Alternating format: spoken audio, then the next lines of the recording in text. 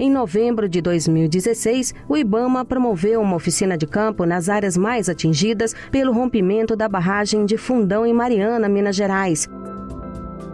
A oficina reuniu órgãos do Estado e analistas do IBAMA para proporcionar uma discussão técnica sobre os desafios da recuperação das áreas afetadas. Cada tema abordado contou com um professor especialista. A oficina faz parte da Operação Auges, que hoje é a principal estratégia adotada para acompanhar a recuperação ambiental das áreas. Esperamos que a divulgação aumente a transparência da ação governamental e promova uma discussão técnica ampla na sociedade sobre os desafios envolvidos na recuperação do maior desastre ambiental da história do país.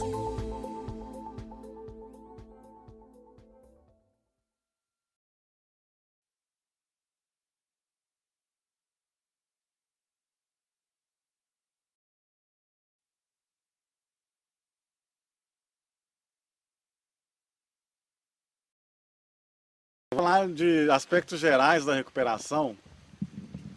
E lá na recuperação de áreas degradadas, o que a gente ensina são o que a gente está comentando aqui o tempo inteiro, que é um conhecimento mais profundo da área, para depois você escolher técnicas.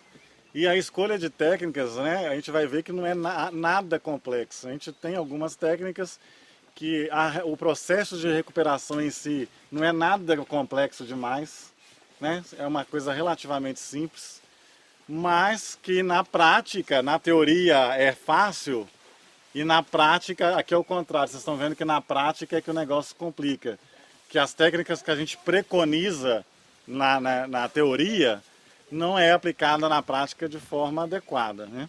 Então o conhecimento do ambiente para a gente é primordial. Como é que são divididas as técnicas de recuperação? A gente tem técnicas que a gente chama de tentativa e erro, abordagens de tentativa e erro, abordagem de modelos prontos e a abordagem de técnicas construídas a partir de pesquisa. Tá claro? Então a primeira é tentativa e erro. Vou lá, tento fazer, não deu, tento de novo, não deu, tento de novo, não deu. Tentativa. Isso é uma abordagem de recuperação. A segunda abordagem é modelos pré-definidos. Alguém fez uma técnica em algum lugar, ficou muito bom, é um modelo agora que serve, que vão tentar colocar em vários locais. Então vocês estão vendo que tentativa e erro tem problemas, modelos pré-definidos têm problemas, né? Que a gente chama atenção também o tempo inteiro que recuperação de áreas degradadas não existe receita, cada caso é um caso, né? Então essas abordagens, apesar de ter problemas, elas são bastante usuais. E o desenvolvimento de técnicas a partir de pesquisa. Essa é a abordagem que deveria ser prioritária, a mais recomendada. Só que a gente já conhece as desvantagens dela, que é tempo e dinheiro, né? Que muitas vezes a gente não consegue essa situação ideal pela falta de tempo e pela falta de dinheiro. Igual o João Herbert chamou atenção, a pesquisa, 2 anos eu acho assim, bastante otimista, né? Porque depois de 2 anos para você fazer um artigo, você ainda tem que esperar mais uns 2 anos para alguma revista aceitar ela, né? Porque a gente tem uma média de publicação de 20% que a gente produz, então é uma competição muito forte, né? E então essa questão da pesquisa ela é extremamente importante, mas ela é extremamente difícil, ela não é um processo simples. E a verdadeira é que 90% dos nossos trabalhos de recuperação é na abordagem tentativa e erro, que é o que está sendo feito aqui, que é feito no Brasil inteiro, que é feito a maior parte do mundo. Tentativa e erro. Né? Então a gente sabe que aqui a gente vê várias situações que não é a melhor situação, mas toda a recuperação de áreas degradadas é desenvolvida a partir dessas tentativas e erros. A gente aprendeu muito nessas tentativas e erros. A gente tem que lembrar que a recuperação de áreas degradadas é uma ciência relativamente muito nova, né? Começou no início da década de 80. Se a gente pegar a área de fertilidade do solo, a área de dendrologia, de floresta, etc., são ciências que têm 100 anos. E a recuperação de áreas degradadas é uma ciência extrema que acabou de nascer, né? Que tem quase 30 anos, um pouco mais de 30 anos. Então é uma ciência que tem muito a ser desenvolvida, tem muita coisa a ser feita, muita coisa a ser trabalhada. Nenhum de nós aqui somos donos da verdade. O que a gente está propondo aqui, o que a gente fala aqui não é a verdade absoluta, não é realmente o que tem que ser feito, o que é o melhor para o ambiente. É o que a gente acredita, baseado não no nosso achismo, né? Nas nossas pesquisas, nos nossos trabalhos de laboratório, nos nossos testes, né? Eu falo muito de Paracatu, eu desenvolvi minha pós-graduação, meu mestrado e doutorado todo em Paracatu, e aí lá é uma situação que é ideal. A gente, como é uma área de risco ambiental, um dos maiores do Brasil, né? Foi feito todo um processo de desenvolvimento de recuperação a partir de pesquisa. E eles começaram bem logo que iniciou a mineração, com previsão de encerramento da mineração para daqui 50, 60 anos, já está estudando como vai recuperar a área. Então, olha só, lá em Paracatu, a gente propôs camada de um substrato com alta capacidade de compactação sobre o substrato, por causa de drenagem ácida, e uma camada por cima de topsoil para dar condição de crescimento de plantas. Aí vem todas essas perguntas, 40 centímetros, é 20, o que é suficiente? Isso é bom, é ruim? Vai se perder o solo no meio do rejeito, do substrato, etc, etc. Só que, por exemplo, lá para a condição de Paracatu, exemplo, nós fizemos todas as análises de laboratório, obtivemos N respostas, montamos um gigantesco experimento em condições controladas dentro de casa da vegetação, colocamos lá os lisímetros, com rejeito embaixo, nossa proposta de camadas por cima, quais as alturas, quais a espessura do topsoil, testamos diferentes espessuras, tudo isso foi testado. E aí depois que nós fizemos isso em condições controladas no laboratório, nós fizemos um trabalho piloto no campo. Porque a bacia de rejeitos de Paracatu tem 1.000 hectares, né, de área exposta. Então a gente não é louco de propor a nossa técnica para 1.000 hectares numa vezada só. Então vamos pegar uma área piloto e vamos testar. Então olha só, é um processo construído. Só que nós ficamos em Paracatu por 20 anos. É longo. A gente não tem a resposta daqui para amanhã, para depois ano que vem. Né? Então a gente tem que ter essa noção de que quanto mais complexo é o ambiente, maior a necessidade de pesquisa e maior a necessidade de tempo. E muitas vezes a gente não tem esse tempo. E aí a gente tem que ir para tentativa e erro, que não é o ideal, mas não tem outra saída. Né? Então essa é a nossa realidade, a gente tem que ser realista, a gente tem que pôr o pé no chão e a realidade nossa é essa. Né? A gente tem uma situação ideal, fala assim, qual é a situação ideal? Vou te falar, a situação ideal é essa, essa e essa. Você está disposto a fazer? Não, a gente não tem esse tempo nem esse dinheiro. Então, a gente tem que trabalhar com o que a gente tem. E a realidade da recuperação é essa.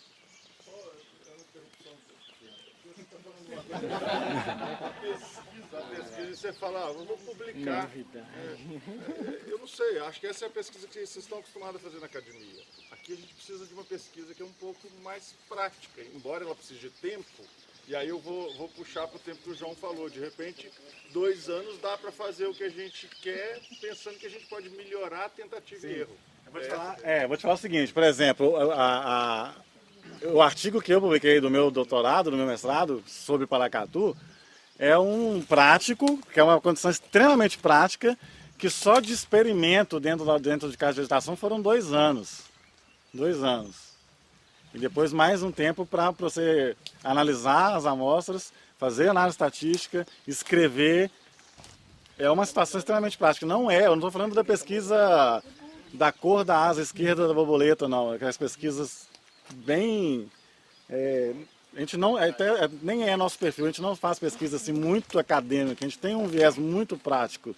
Quem trabalha na área de recuperação de áreas agrárias tem que ter esse viés muito prático. E nossas pesquisas são nisso e são lentas. Ok? E você tem que ter escravo mesmo, igual o Geraldo falou ontem, né? Esse experimento meu de 2 anos, a gente tinha que aplicar água nos resíduos todos os dias, 365 dias no ano. Você tem que ir lá Natal, Ano Novo, feriado, sábado, todos os dias. Eu fiquei 2 anos no meu experimento sem poder sair de Viçosa para absolutamente lugar nenhum. Então são coisas que a pessoa não... Eu e os meus escravos, né? A pessoa não tem noção do trabalho que dá isso, né? Então muitas pessoas não têm noção desse trabalho árduo que a gente tem dentro da academia.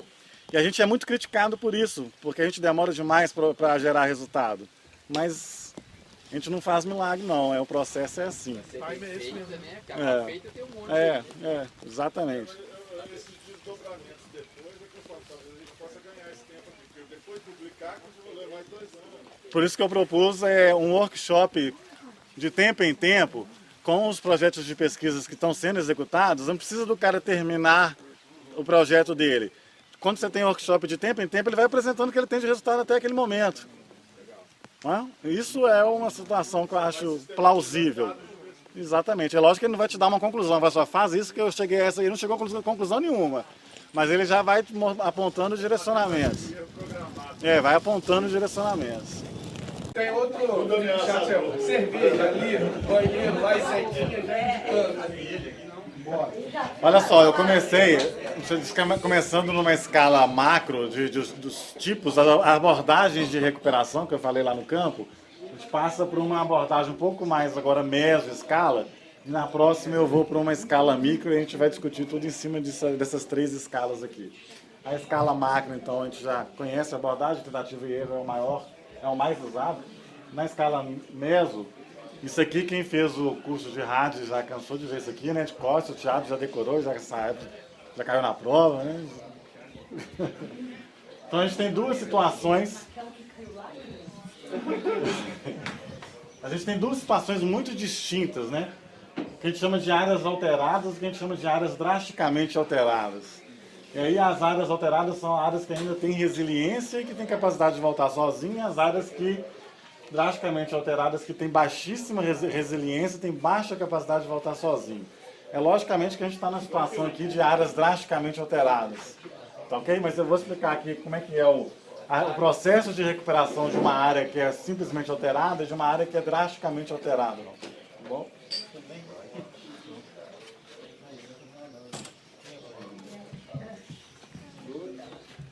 Áreas que tem...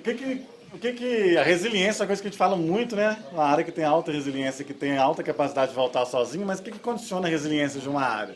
São todos os fatores ambientais, água, luz, todos os fatores ambientais, mas tem um fator aqui que é preponderante para que uma área tenha alta resiliência. Se a área tem solo, né, é uma área que tem uma resiliência maior. E aí, quando eu estou falando de solo, eu estou falando de 13 possibilidades de classes de solos diferentes, com características completamente distintas e com níveis de degradação completamente distintos. Então, simplesmente ter solos significa que eu tenho alta resiliência e que esse processo é extremamente simples. Tem solos e solos, né?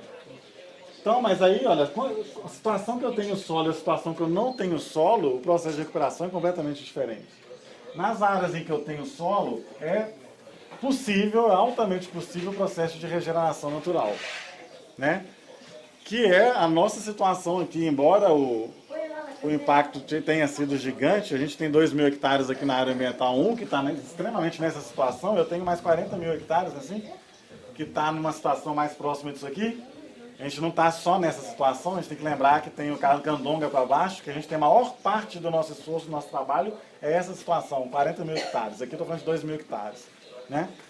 Então, nos nossos 40.000 hectares tem 10.000 que é plantio e 30.000 que é a nossa regeneração natural.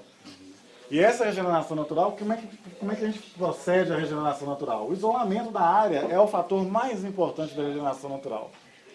Mas muitas pessoas que pensam, né, isso foi até uma discussão que a gente teve lá na Câmara Técnica, muitas pessoas pensam que a regeneração natural é isolar uma área, cercar e pronto, deixar a natureza agir, né? A regeneração natural envolve muitas outras coisas. Envolve controle de formiga, envolve acero, uma área que tem muita ocorrência de fogo, envolve adubação, envolve incorporação de matéria orgânica se o solo está no estado de degradação maior, né? Então essa regeneração natural não é simplesmente cercar a área e abandonar ela. E duas coisas para mim são extremamente importantes na regeneração natural. A adubação é básico, tudo isso aqui, o resto é básico, mas tem duas coisas para mim que são os mais importantes. Primeiro é o isolamento da área, evitar que o animal entre na área que vai estragar todo o nosso processo de regeneração. Primeiro é o isolamento. Segundo é o monitoramento, é o controle das espécies dominantes, principalmente se forem espécies exóticas. Então a regeneração natural, a gente tem muito trabalho de controle de espécies dominantes. Então a regeneração natural está muito longe de ser largar a área, vamos cercar ela e deixar ela voltar sozinha. Né? Isso é uma ideia que muita gente tem e que a gente está longe dessa situação. Ok? Então, olha só, para as áreas de alta resiliência, áreas alteradas, o processo ele é relativamente simples, mas muitos trabalhos a serem feitos, mas trabalhos não complicados. Monitoramento eu consideraria o mais complicado aqui nesse processo. E é fundamental. Né? Nossa legislação ela é falha nisso, que ela não exige um monitoramento. Só a partir de instrução normativa, de licenciamento ambiental, é que se exige monitoramento. A legislação não exige. Né? E o AIN 04 IBAMA exige, mas aí se o empreendimento desse que é a nível estadual, ela pode não necessariamente ser aplicada. Então isso é um problema, para exigir legalmente o monitoramento. Né? Então a gente tem aqui 40 mil hectares nessa situação que a gente conhece aqui quais são os procedimentos básicos que a gente tem que fazer. Lembrando que nesses 40 mil hectares, na bacia, especificamente a bacia do Rio Doce, a gente está falando de solos que não estão numa condição muito boa. São solos degradados. E aí o número de trabalhos que tem que ser feitos é maior. Né? Do lado de cá, áreas drasticamente alteradas, áreas que a resiliência é zero, que o Carlos chamou atenção lá na segunda-feira, com a área que não tem vida, não tem micro-organismo, não tem fungo, não tem bactéria, área sem vida. E aí dificulta todo o nosso processo. Em vez de ter solo, quando a gente não tem solo, a gente chama de tudo que não é solo de substrato. Que é diferente do substrato lá de fazer muda. É outro substrato. Isso aqui estou falando quando não é solo, não tem horizontes, camadas pedogenéticas muito bem definidas, com suas funções. Né? A gente chama isso de substrato. Aí o substrato não tem jeito de fazer regeneração natural. Se abandonar a área lá, pode ser que venha alguma vegetação, e quando ela vem uma ou outra espécie que consegue se adaptar àquele ambiente muito limitante. Você consegue meia dúzia de espécies que conseguem se adaptar àquele ambiente. Você vai ter quase um monocultivo. Né? Às vezes, é o que o Geraldinho chamou atenção ontem de pintar de verde.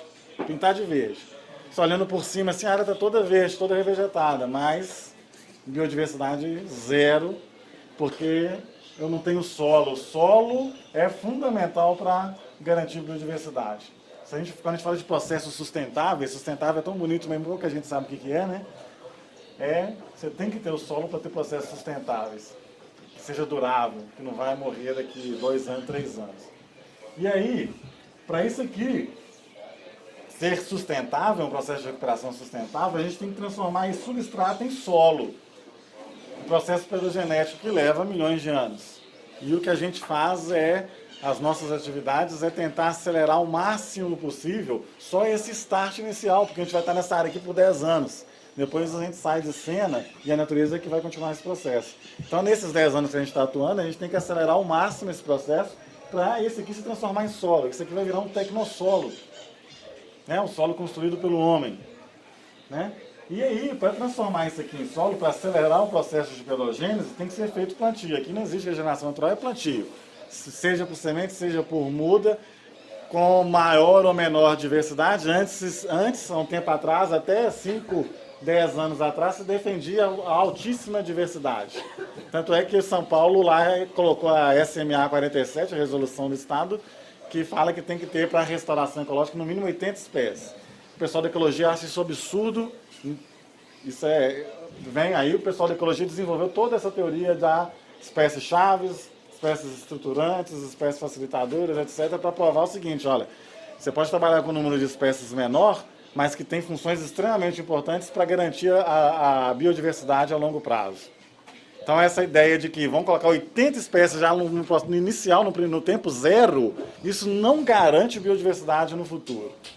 Tá? E o pessoal da ecologia tem mostrado isso, tem provado isso. Aí essa resolução de São Paulo, acho que uma hora vai acabar caindo por terra, porque é complicado. O próprio Instituto Terra trabalhava ali com 80, 90 espécies, hoje eles estão reduzindo para 30. Então, todo mundo está percebendo que essa questão de você começar o tempo zero com a diversidade gigantesca de espécies não resolve o nosso problema. Isso é uma coisa extremamente importante. Então, é preciso fazer o plantio. E aí vem escolha de espécies, escolha de estratégias. Aí eu coloquei isso aqui em verde, que é o que o pessoal da ecologia faz, que é tudo que nós vimos com o Geraldinho ontem. E vou falar para vocês que a gente, como profissionais na área de recuperação de áreas degradadas, a nossa maior responsabilidade é aqui. É aqui que as gerações futuras vão receber o produto do que nós fizemos. Nós já vimos que a escolha de espécies erradas causa transtornos gigantescos. Eu conversei com alguns no carro durante nossas viagens, né? A gente tem exemplo da algaroba na caatinga. Todo o bioma da caatinga completamente invadido por algaroba, uma espécie exótica que foi trazida achando que ia ter um grande benefício para a caatinga. Hoje é uma praga. Até no raso da Catarina, que é uma área extremamente preservada, só dá algaroba, né? A pessoa teve a melhor das intenções em colocar algaroba lá na caatinga para resolver uma série de problemas, mas criou um problema gigantesco. Lá na Amazônia, a gente tem as áreas de mineração. Na década de 80, quando praticamente não existia recuperação de áreas degradadas, tem lá taxizeiro, monocultivos de taxi. Tem lá acácia manjo, acácia locerícia, leucena, braquiária. Tudo isso lá na região de Carajás, por exemplo, dentro de uma flona, né? Que foi por quê? Porque processo de recuperações lá da década de 80 que não tinha esse arcabouço de conhecimento que a gente tem hoje. Mas olha só, independente se é solo, se é substrato, qual é o material que está presente, se ele é muito ruim, se ele é muito bom, a escolha de espécies é o nosso maior gargalo. Eu considero na recuperação de áreas degradadas esse aqui o nosso maior gargalo. Tá ok? Sem falar que a gente tem pouquíssimas pessoas que são taxonomistas e conhecem as espécies nativas. A Vale está com um grande problema agora que foi identificado lá 3, 4 espécies que o especialista da família identificou como espécie ameaçada de extinção. E aí teve toda uma compensação ambiental por causa disso, né? Um trabalho enorme em função disso. E agora com o sequenciamento genético, com biologia molecular, não sei o que, aí comprovou-se que a espécie era muito parecida, mas não era aquela espécie. Né? Imagina isso. E aí agora entra com todo um processo para revisão das medidas de compensação e etc, etc. Então, a questão de espécies, a gente conhece muito de espécies exóticas. O Brasil é o maior conhecedor de eucalipto do mundo. A gente conhece muito de espécies exóticas, mas a gente conhece muito pouco de espécies nativas. E aí, quem trabalha com recuperação, você vai ter que estar lá avaliando quais são as espécies que estão sendo introduzidas. Né? Então, a nossa responsabilidade gigante, nosso grande problema, a gente tem que focar muito esforço nessa questão das espécies que estão sendo introduzidas. Né? Que o pessoal, aí vocês perceberam uma visão muito diferente que a gente tem do meio pessoal do meio físico, né? Que tem uma visão mais pontual, mais focada. O pessoal da ecologia, na de ontem, uma visão mais holística, uma visão mais generalizada, que a gente tem uma certa dificuldade de pegar aquela informação e aplicar de cara no campo, né? Mas toda aquela mensagem que o Geraldinho passou ontem está dentro aqui dessa escolha de espécies, escolha de estratégias. Se a gente erra nisso aqui, e eu vou falar assim, olha, a probabilidade de errar é muito grande, porque todo mundo que trabalhou com rádio até hoje errou nisso aqui. Né? Renato de Jesus, quem conhece? Né, que é o pioneiro da recuperação de áreas degradadas no Brasil, trabalhou lá na reserva de Linhares, em vários lugares, ele que introduziu a acácia, a leucena, essas coisas todas no Brasil. Foi um grande propagador disso aí. Na época que ele colocou essas espécies nessas áreas, existia todo um arcabouço da academia falando que era ótimo. Tá? Ele não fez da cabeça dele, na loucura dele, não. Grande produção de serrapilheira, grande incorporação de nitrogênio e carbono no sistema, ela tinha todas as vantagens do mundo. E a academia provou isso. A gente tem dados nessa época da década de 80, do Luiz Dias, do pessoal da Rádio de Viçosa anterior, foi publicado trabalhos mostrando todas as vantagens da leucena, da acácia locerícia, da acácia manjo, etc, etc. Então, quem tomou decisão naquela época ainda tinha todo o arcabouço da academia respaldando. Só que depois descobriu-se que essas espécies eram invasoras. E hoje é um grande problema. Então vocês estão vendo que a gente às vezes consegue cercar uma série de parâmetros aqui, mas você não cerca todos os parâmetros, acaba vindo outros problemas. E hoje muita gente crucifica o Renato de Jesus, eu acho um absurdo, porque ele fez muita coisa com o conhecimento que existia naquela época. você tendo todo um arcabouço científico comprovando o que você está fazendo, é o que está acontecendo hoje. A gente está tentando ter um arcabouço científico para tomada de decisão. E o que eu falei para vocês é que nós não somos donos da verdade, a gente pode estar errando. E aí a gente precisa de somar esforços. O pessoal de ecologia, o pessoal de outras áreas, para a gente tentar não errar, não continuar errando nisso aqui. Isso aqui é uma coisa que é problemática. Cada área tem as suas espécies específicas. Mas eu tô pensando... Qual que é o conceito de espécie nativa, só para a gente ter um exemplo? Não é espécie que pertence ao bioma, é de ocorrência regional, esse é o conceito de nativa. E aí você pega assim, aí vamos colocar um monte de muda aqui, qual que são essas mudas? São as mudas de Mata Atlântica, mas e daí, e se não for ocorrência dela nessa região? O Igor, pensar que tudo aqui foi desmatado e voltou de outro... Então, olha só, o problema começa de um conceito de espécies nativas que as pessoas têm errado, de que é de bioma. O que a gente tem hoje de estudo, por exemplo, fitossociológico, dessa região aqui, que a gente pode... Eu ia falar que isso é difícil para todos os lugares, mas particularmente para essa região aqui, João Meira, Alexandre, esse pessoal trabalha com inventário nessa região aqui há pelo menos 20 anos. Tem muito inventário nessa região, praticamente o Horto de Viçosa aqui, acho que a boa parte do que tem ali de cicata é daqui, entendeu? Tem muito. Mas assim, o que não tem é saber quais são as espécies. Entre essas, que tem as adequações, que são invasoras, que são essas questões. Aí a gente precisa do pessoal da ecologia. Tem o pessoal da botânica que tem essa informação, você precisa agora pegar o pessoal da ecologia para ajudar na escolha dentre essas aí, quais são. Né? Tá vendo que é uma situação complexa, mas que a gente conhece mais ou menos.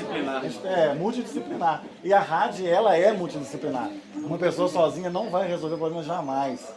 Lá na disciplina de RAD, a recuperação de áreas degradadas na pós-graduação sempre foi departamento de solos, né? E a gente, uma coisa que a gente sempre chama atenção, pessoal, olha, vamos focar aqui na nossa recuperação de áreas degradadas aqui, ela é totalmente baseada no meio físico. A gente não pode esquecer que existe o meio biológico e existe o meio socioeconômico. Então na verdade, a recuperação de áreas degradadas que a gente dá na academia, ela é uma parte da recuperação de áreas degradadas. Ali você não vai conseguir abordar tudo que envolve recuperação de áreas degradadas. E a gente precisa ter noção disso. Ok? Olha só, essa escolha de espécies estratégicas, eu sempre falo atenção para isso, a questão de nativas e de exóticas. Eu falo que vocês têm uma mania muito ruim de taxar, né, a gente o tempo inteiro. Já tem a igreja agora do Topsoil. E lá no curso de IRAD tinha a hashtag só nativa.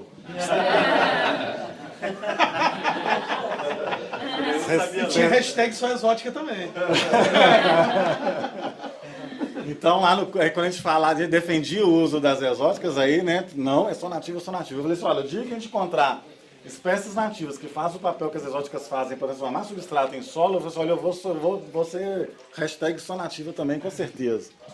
Mas aí, quando você está numa condição extrema dessa, em que o processo de escolha de espécies é problemático e você precisa das espécies exóticas e elas têm o maior potencial de fazer a pedogênese desse material, para dar uma condição inicial boa para que venha a segunda fase do processo de recuperação, que é a introdução das nativas, a gente precisa de um certo momento da presença das exóticas. Até que, eu estou falando assim, olha, a gente não tem a nativa que cumpra o papel da exótica, não tem até o nível de conhecimento que a gente tem. Pode ser que daqui a pouco apareçam várias nativas que cumpram mais o papel das exóticas. João, a gente estava entendendo o seguinte, que mais uma vez a gente percebe que a gente precisa, das primeiras coisas que a gente precisa nos orientar é a escala que a gente trabalha aí, sabe? Eu comecei com você também sobre a escala de ortobacia, né? E o pessoal levantou uma coisa aqui também, que mesmo que você levante todas as nativas, não são todas que vão se adaptar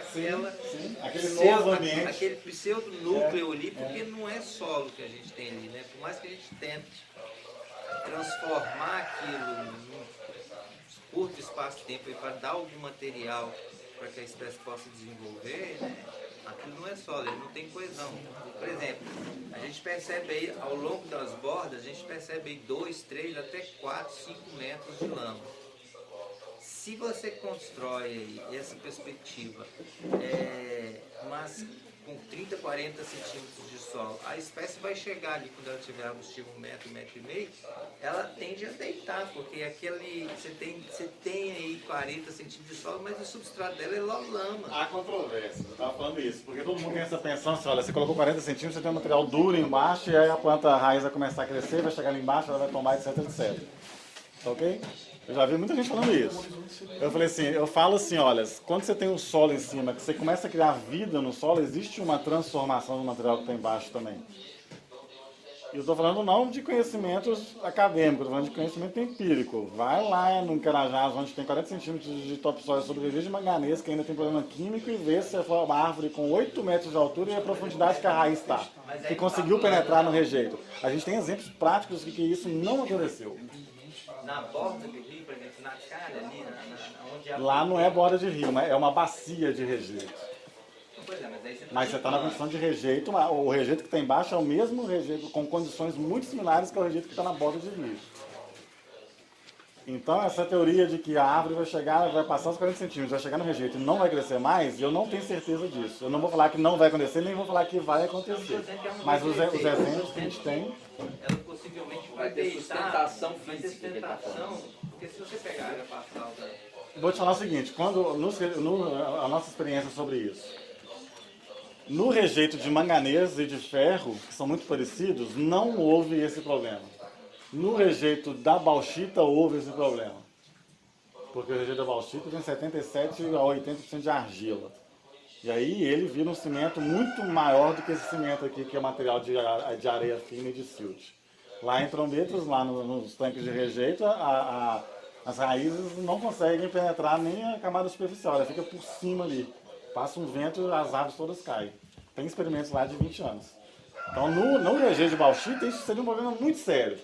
Agora no rejeito de ferro, de manganês, a nossa experiência mostrou que essa aí não é um problema tão sério. Tá? A gente tem, tá lá para ver. Assim, houveram alguns lugares, na verdade, até significativos tributários que nós fomos, que tem espécie que está demonstrando resiliência, que está rebrotando, e elas estão conseguindo se estabelecer em cima do rejeito. Então a natureza já está mostrando um caminho para a gente de quem que pode estar se adaptando, tanto arbustiva como herbácea, nós vimos, né, Vicente? E arbóreas também.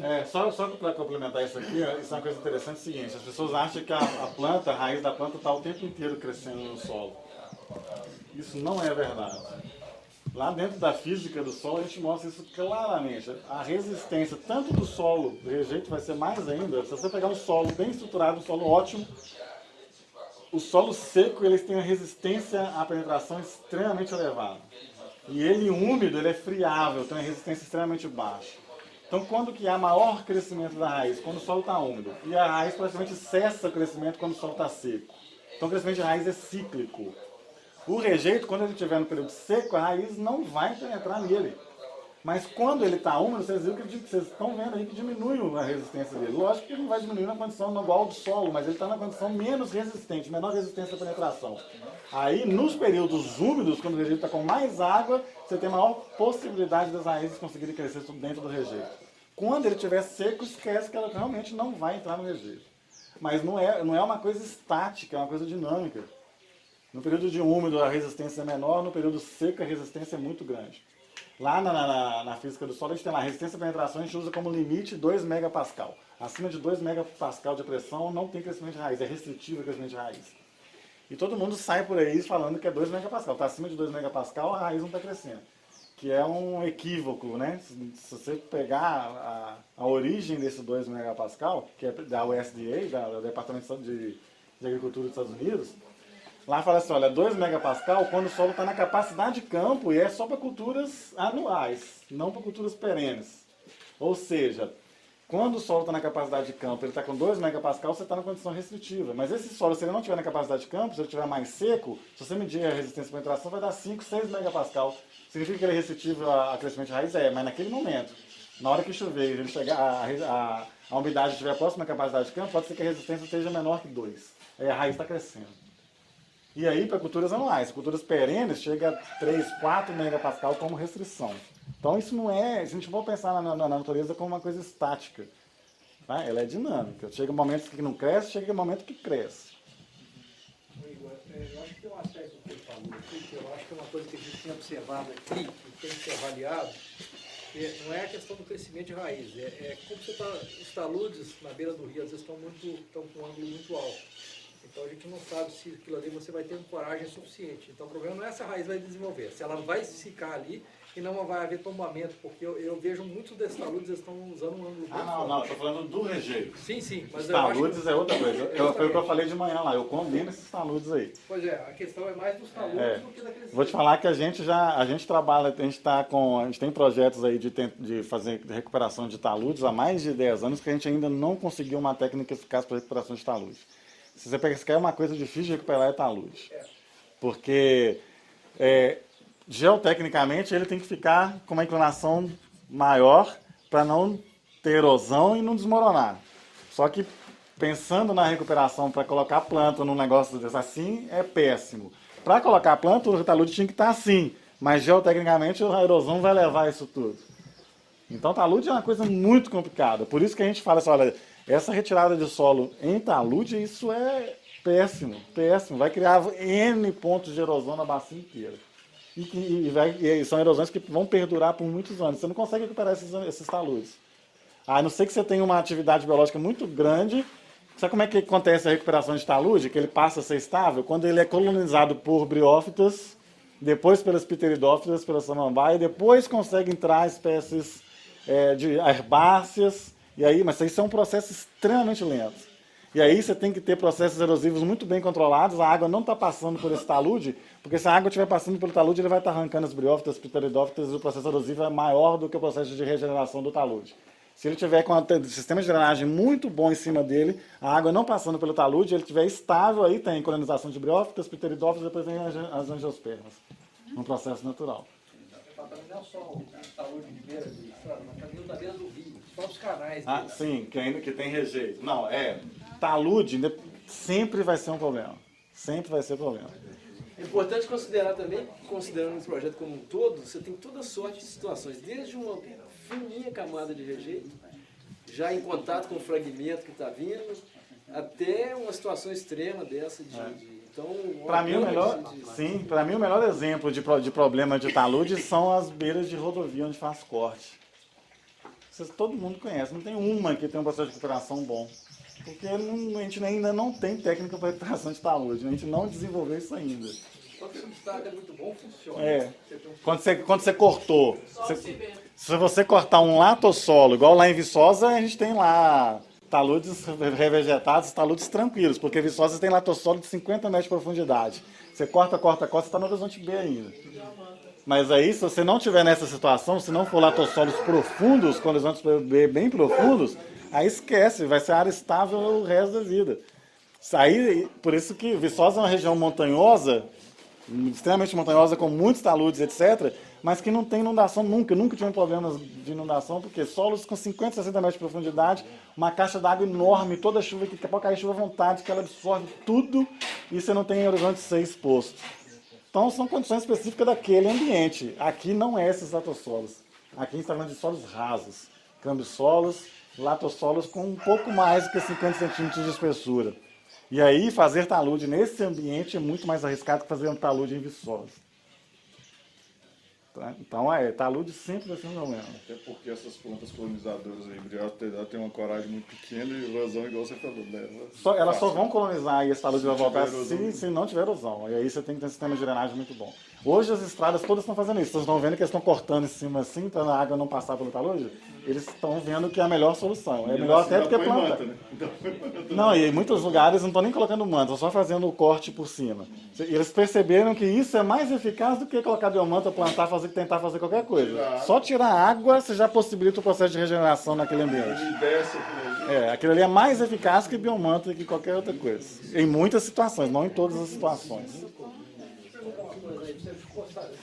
Saiu alguma coisa, você ficou sabendo de alguma coisa dos projetos que eles fizeram com relação a isso, que foi levantado naquela reunião de geoquímica, Sim. E eu levantei a questão justamente da erosão montante.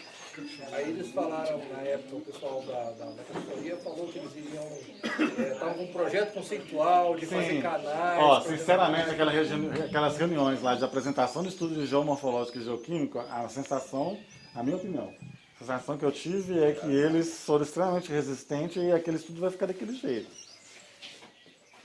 Não vai mudar. O estudo geoquímico. E o geomorfológico? Não, mas aí, em relação ao geoquímico, existe um parecer do pessoal do IBAMA e do IEMA também, fizeram análise, já pediram complementações. Então, assim, a gente tem um processo de cobrança de complementações, algumas das coisas que o João Ebert até levantou lá, aquelas outras coisas sobre revolvimento de material, enfim, tem uma série de cobranças. Eu acho que... O geomorfológico, a gente deixou bem claro também que tem uma complementação da análise física, né, do material. Mas mesmo o geomorfológico é ruim, né? Não, os dois a gente considerou ruim na verdade, né? Mas assim, existe um processo de cobrança.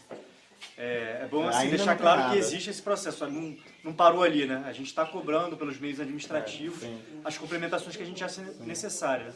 E principalmente em relação ao... Eu falo pelo comportamento na reunião. Pelo comportamento, eles tentavam justificar de tudo quanto é forma para não fazer alteração no estudo que eles se entregaram, né? Não, mas isso aí é normal, é uma questão de diálogo, né? E aí a gente utiliza da nossa função administrativa para fazer a cobrança e eles vão ter que responder. O interessante é, momentos como esse ou intercâmeras, a gente ter essas opiniões dos órgãos e dos professores que auxiliam a gente no que a gente vai cobrar deles, né? Você ajudou muito o João Ebert também na questão geoquímica, né? Então isso aí foi importantíssimo. Mas olha só, a gente considerando que o geomorfológico foi ruim, né? Os procedimentos das 16 áreas prioritárias, todo o conceito de evolução e aplicação das técnicas para é a partir do geomorfológico, e todo o ambiente que eles criaram para fazer os compartimentos são geração de taludes e reconformação da calha do rio. A única coisa que foi proibida na outorga é a retirada do volume de rejeito da calha.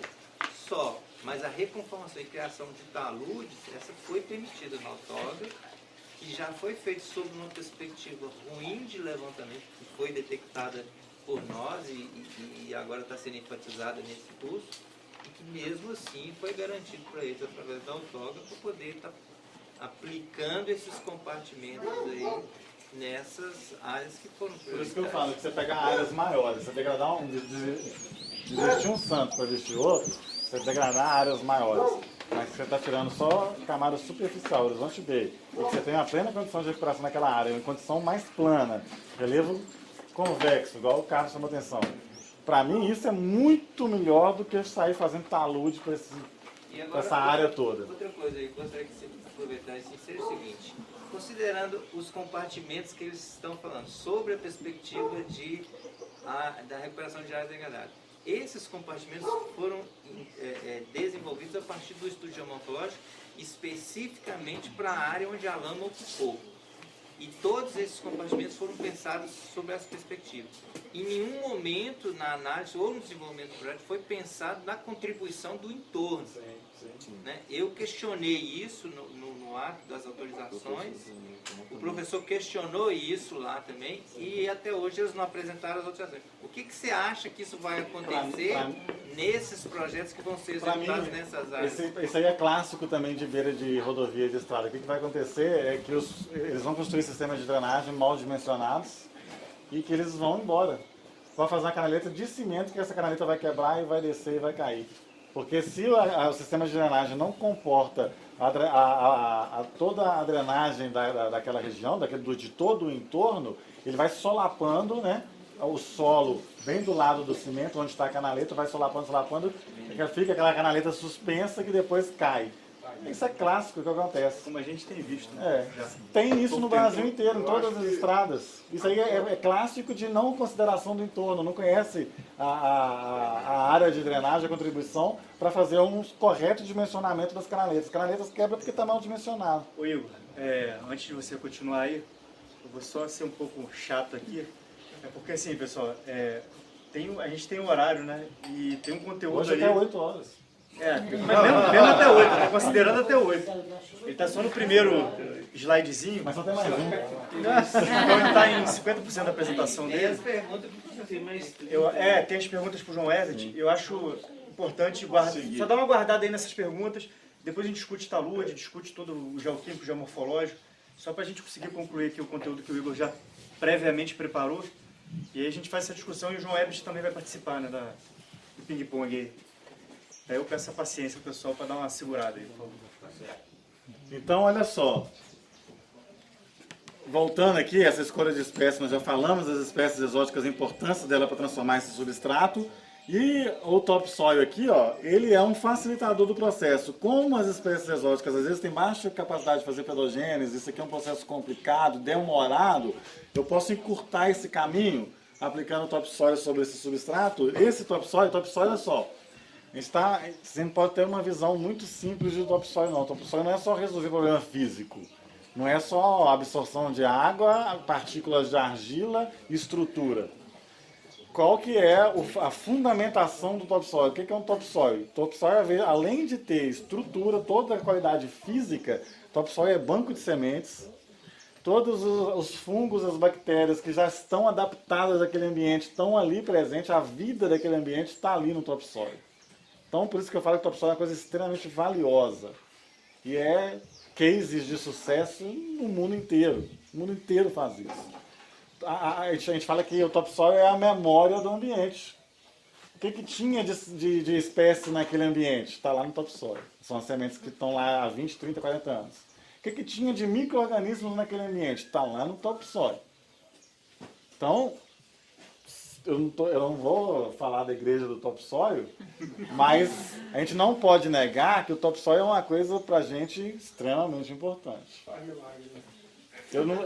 Igual eu falei, faz milagre. E é isso mesmo, para mim o objetivo é esse, faz milagre.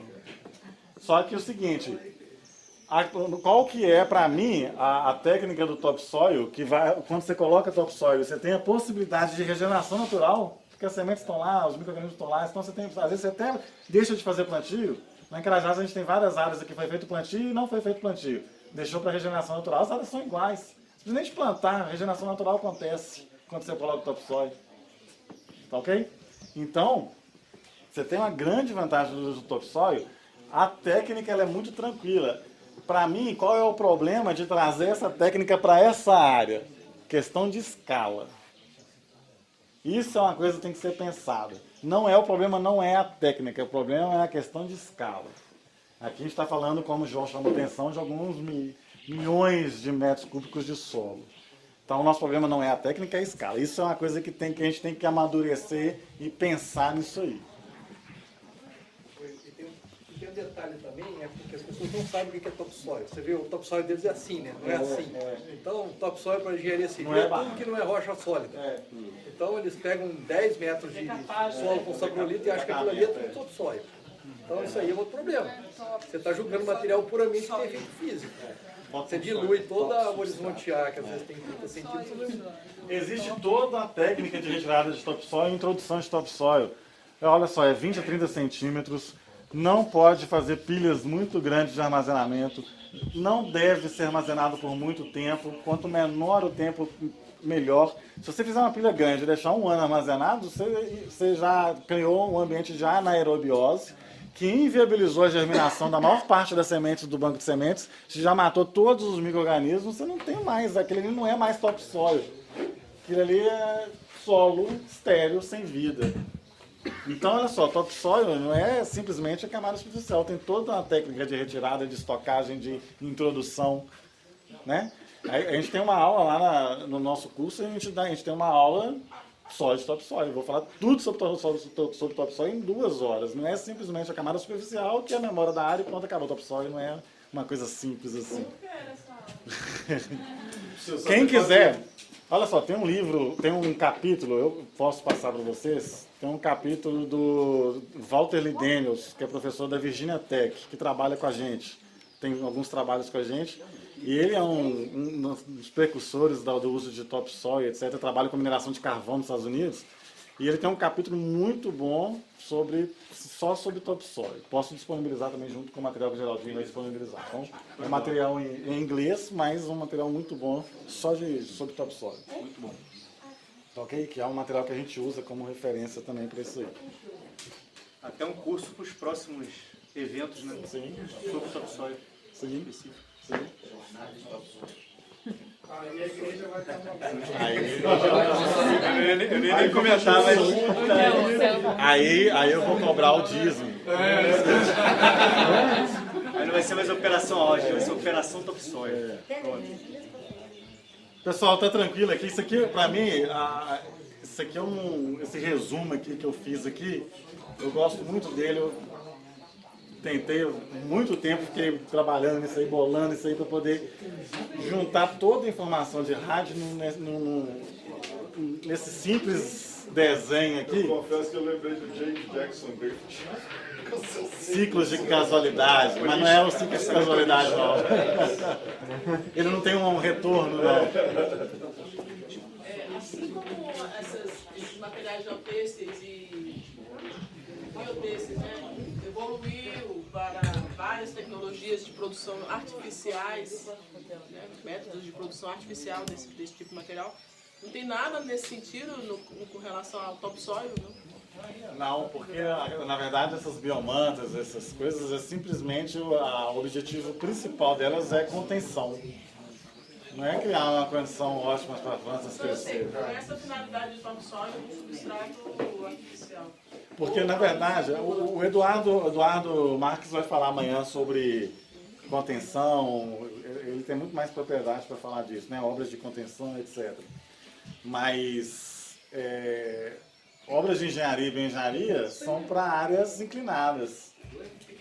Em pequenas áreas. Para as áreas planas, etc., a gente não vai usar processos de recuperação tão caros. São muito caros. Né?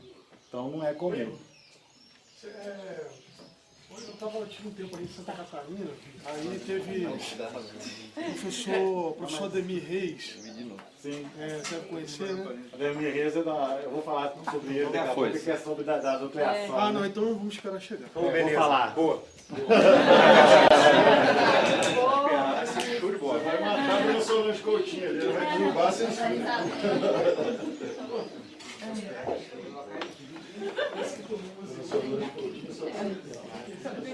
A letra tá pequenininha aí. Olha só, pessoal. Aqui eu coloquei, logicamente que não estão todas as técnicas de recuperação, mas as principais técnicas de recuperação. E quando a gente fala que não existe receita, eu chamei a atenção aqui, ó, as coisas que eu quero chamar a atenção. Primeiro é que não existe receita, né? Porque quando a gente fala de técnica de recuperação, a pessoa fala assim, a receita para recuperar está aqui, né? Mas técnicas não significa uma receita. Não existe receita. Técnicas são o que a gente conhece de possibilidades de fazer intervenção na área de forma a tentar melhorar a área.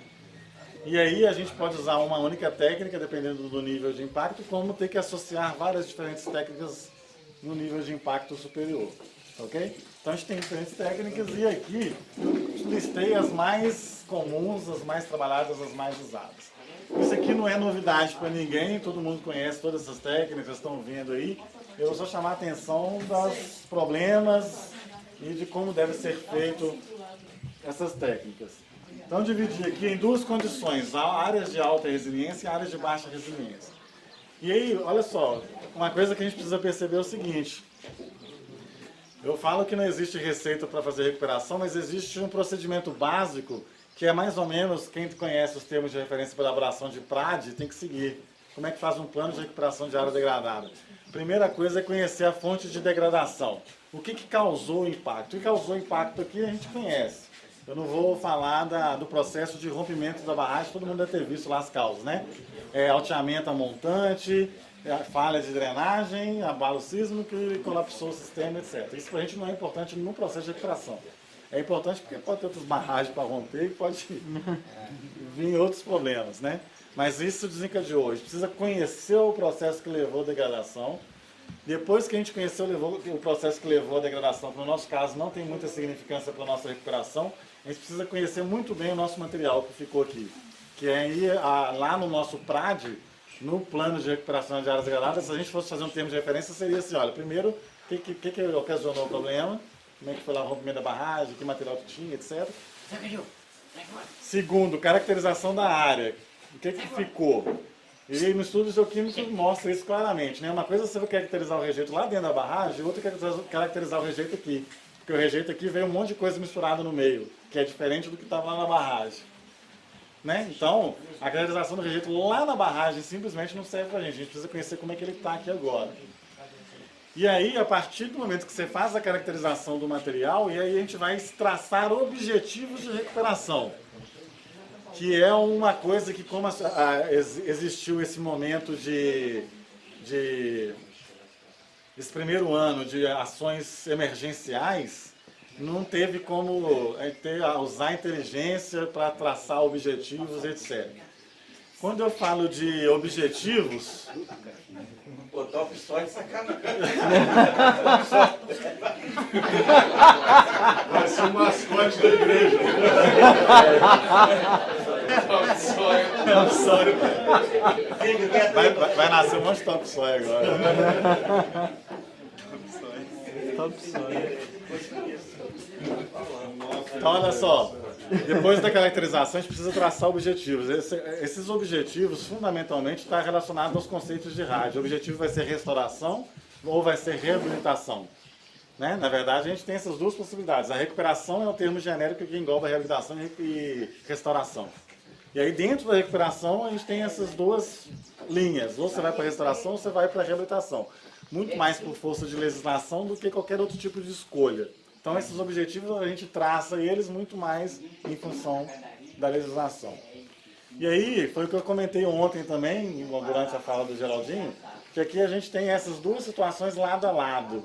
Tem uma área que é reabilitação do lado da área que é restauração. Né? Que é um complicador, porque na maior parte das áreas que a gente recupera, a gente não tem essa situação. Então, isso aqui também é uma novidade para a gente nesse sentido.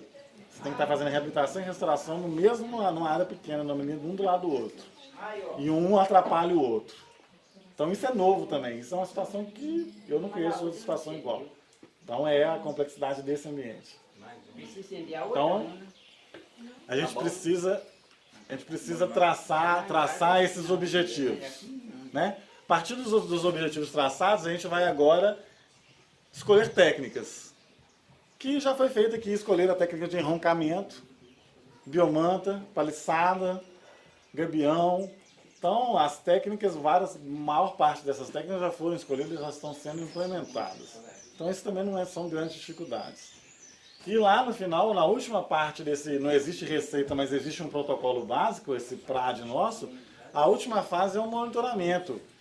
Que para mim, mesmo que você erre lá no início, erre na escolha das espécies, erre lá, tudo que você pode errar tudo para frente, você tem possibilidade de aos poucos ir consertando a partir do monitoramento. O monitoramento serve para, não é só para mostrar que está ruim ou que está bom. O monitoramento serve para redirecionar as ações que estão sendo feitas. Então o monitoramento ele é fundamental. Só que a gente não tem um arcabouço legal para exigir isso da forma que deveria ser. Né? Geraldinho chama atenção que nos Estados Unidos também não tem, mas olha só, no IN 04 são 3 anos prorrogados por mais 3, nos Estados Unidos são 10 anos. Lá eles estão na situação muito melhor, e é institucional, é lei, não é instrução normativa. Tá? Então a gente está numa situação muito pior nesse sentido. Então, como a gente está num ambiente que a gente não conhece muita coisa que vai ser tentativa ou erro, muita coisa vai ser experimental, toda a possibilidade de erro ela tem que ser mostrada no monitoramento e corrigida no monitoramento. Né? Então, é isso que nos garante fazer, para mim, que garante, a gente não garante nada, mas que vai dar ferramenta para cometer a menor quantidade de erro possível para a recuperação dessas áreas. Né? E aí o monitoramento tem que ser bem feito, não é o monitoramento que é feito hoje. E eu posso falar aqui, porque, como se diz, né, é o governo que paga meu salário, não vou morrer de fome, mas uma coisa que eu falo, tá, todos os órgãos ambientais aqui, eu acho um absurdo os relatórios de monitoramento que os órgãos ambientais hoje recebem das empresas. Eu acho um completo absurdo. Lá no licenciamento, por exemplo, espécie ameaçada, etc, tem relação 1 para 10, 1 para 15, 1 para 20, não é assim? Aí o cara vai falar assim, não, eu tenho que plantar 20 dessas espécies, etc. Se daqui 5 anos, essas 20 para 1 que ele plantou, tiver tudo morto, tem alguém olhando isso? Então, para que serve essa relação para 10? Para que serve essa relação para 20? Se não existe monitoramento? Isso para mim não serve para nada. Isso é só mais uma coisa para o inglês ver. E aí o monitoramento fala lá de... A maior parte dos relatórios, estou falando de empresas grandes, não precisa nem falar o nome. Estou falando das empresas grandes que entregam relatórios de monitoramento. O relatório de monitoramento todo embasado em cobertura vegetal. Imagina, um relatório embasado em cobertura, tem 100% de cobertura vegetal, e daí? Se as 20 espécies ameaçadas de extinção que ele foi obrigado a plantar, não tem nenhuma delas lá. Cadê os relatórios mostrando isso? Né? Então, isso para mim, isso é crítico na recuperação de áreas. A gente precisa evoluir muito nisso na recuperação de áreas degradadas. E eu estou falando isso para os órgãos ambientais, mas falo isso nas empresas também, eles sabem disso. Tanto é que eu acabei de aprovar um projeto agora...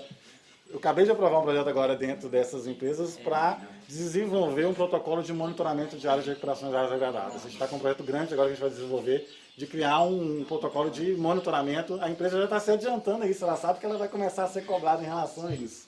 Ela está se adiantando, criando um protocolo de monitoramento mais robustos. Não cobertura vegetal. Campo rupestres é típico.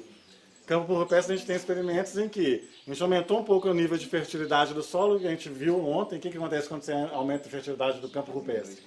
Os ruderais invadem, não tem nada de nativo. Aí você faz monitoramento de cobertura vegetal, tá ótimo, mas o campo rupestre não existe mais. Então esses relatórios, a gente precisa desenvolver muito esse monitoramento aqui. O que está de vermelho aqui é coisa que a gente tem que prestar atenção. Esse monitoramento é fundamental. A nossa possibilidade de cometer erros aqui é grande, sabe disso? Nós não somos donos da verdade e a gente tem grande possibilidade de cometer erro. Mas a gente tem uma ferramenta que vai possibilitar ir consertando esses erros, que é o monitoramento. Tá? Então, isso é uma mensagem importantíssima. E outra que está em vermelho aqui é a condição de entorno, que é uma coisa que o João sempre chama a atenção. O João estava chamando não só na questão da bacia de contribuição de água, mas o entorno mostra quais são as espécies de ocorrência natural daquela área, qual é a biota daquela área. Você tem um reflexo total da área na condição de entorno. A gente pensa na recuperação de áreas degradadas na área degradada. E aí a gente faz todo um protocolo de recuperação, mas imagina que se você tiver um trecho degradado, no entorno não tem absolutamente nada. Você tem uma outra área com o mesmo nível de degradação, mas que o seu entorno todo é mata, é floresta. Concordo que o projeto de recuperação são duas áreas com o mesmo solo, com o mesmo nível de degradação, mas o projeto de recuperação é completamente diferente. Então a gente não pode esquecer nunca do entorno, a gente tem que conhecer o entorno. E eu chamo a atenção daqui, nessa nossa situação aqui do entorno, por quê? Porque o nosso entorno ele tem muita pastagem. Muita pastagem. Então, por mais que vocês queiram que não entre braquiária na beira do rio, vocês podem esperar que ela vai aparecer, porque o entorno tem muito. Né? Por isso que a gente não pode pensar, olha só, se tem braquiária lá, isso é um problema sério, tem que tirar, tem que combater, dentro do possível sim, mas a gente não pode esquecer que a gente tem um entorno com predomínio de braquiária. Se você tem um entorno com predomínio de mata, tudo bem, sua vida é muito mais fácil. Ok? Então, são três coisas aqui que eu considero aqui extremamente importantes que a gente tem que estar pensando nessas avaliações, nesses projetos. Dentro das técnicas de recuperação para a área de resiliência alta, está aqui o processo de regeneração natural, né, que a gente tem que lembrar que é lento, ele não é rápido, é um processo lento.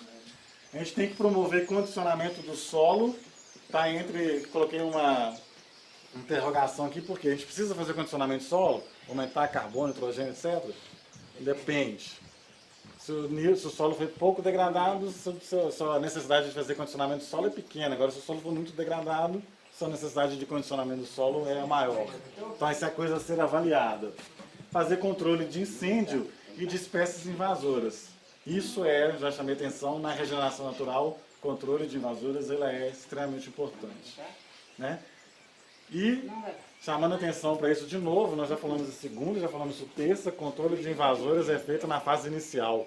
Quanto mais tarde isso for feito, mais difícil vai ser fazer esse controle.